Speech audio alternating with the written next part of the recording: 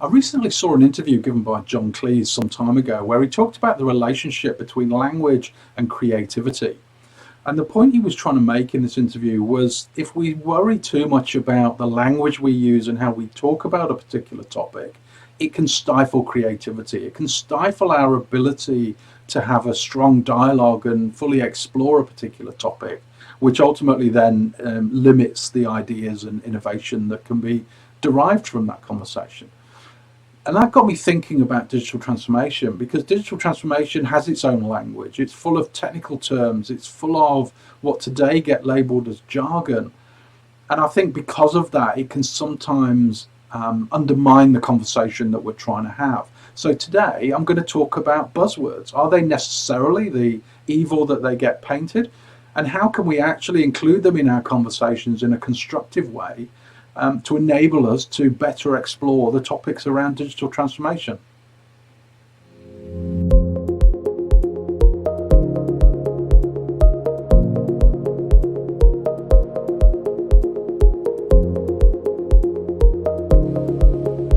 So as I say, sometimes when we're having conversations about digital transformation, the language and the words that we use get labeled as either technical jargon or buzzwords. I mean, ultimately, digital transformation for me is about exploring the opportunities around digital enablement. It is very technology focused because it is about technology enabled opportunities. So there's likely to be a lot of technical words within those conversations. But it got me thinking that simply disregarding words as buzzwords or jargon sort of undermines the conversations and limits the exploration and the real innovation and creativity that we can explore within a digital transformation initiative. So it got me thinking about, okay, well, what is a buzzword?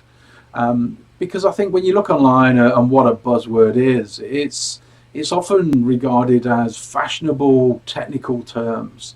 But it wasn't always like that. It's only recently that we've started talking about buzzwords being technical in nature. What they used to be were business terms. It was executive speak in a way. We used to look at words like synergy and those sorts of things as being business buzzwords. And it's only now, recently in the digital transformation era, that we've started to talk about buzzwords being technical in nature.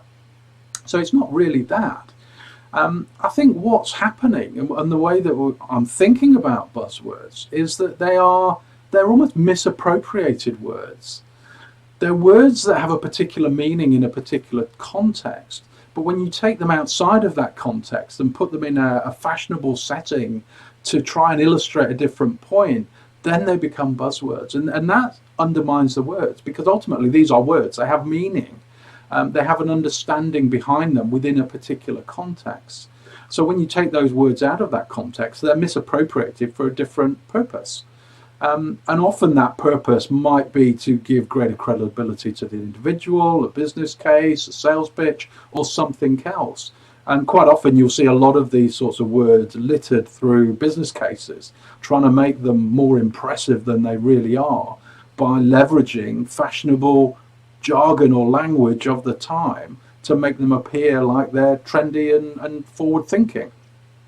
So a lot of this language around buzzwords is not necessarily because the word is fashionable or anything like that. It's because it's being misappropriated and misused. Another way I think of looking at buzzwords and how we think about them is they're empty words. They're high level describing words that talk about a very complex and broad topic in a simplified way. So if we look at something like adaptability as a buzzword, adaptability in an organization can mean so many different things to so many different people. Similarly, agile as a word can mean so many different things, but in a particular context with a particular understanding, it's a very key word. It's a very understandable word. So another way of thinking about buzzwords, I think, as we start to talk about them, is they're empty words, they're container words. They're containers that we need to fill with understanding. So it's not about excluding them from the conversation, it's about how do we provide them a context and fill those containers with the right words that enable us to understand what we actually mean by that.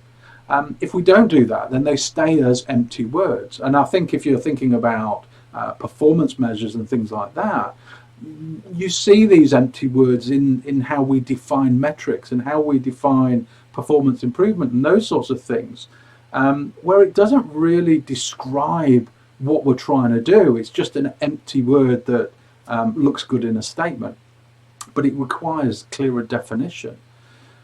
And I think this is important because some of the behavior around buzzwords, I think, is disabling behavior. It's negative behavior associated with the language. Oftentimes you'll be in a conversation about digital transformation and the point you're trying to make just gets labeled as buzzword and it's immediately discounted.